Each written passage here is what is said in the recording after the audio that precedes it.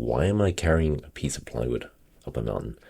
Well, apparently, after I strip the car, I'm not allowed to kind of drive it, or we're not allowed to drive it until we get the next safety check. So it's gonna just kind of sit there in the driveway until it's completed.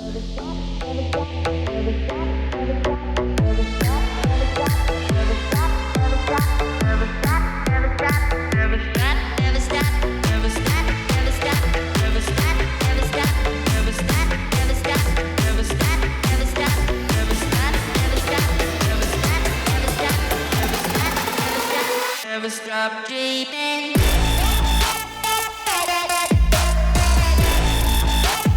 Never stop dreaming.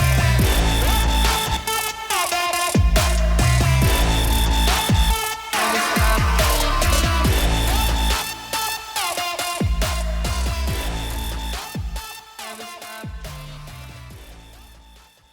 So why am I just sort of abandoning my wife while she's standing on the floor? Basically, that's not our house. That's actually her old grandfather's house. We don't actually have a driveway. Yeah, it's kind of weird how things work out. I even gave up my license a few years ago because I wanted to be completely car free. Yeah, there's going to be a lot of kind of back and forth. I'm kind of traveling about an hour and a bit out to the countryside to complete this project. And we're planning to kind of move there in the future, we hope. If that's not the case, we can probably rent a parking space somewhere around here.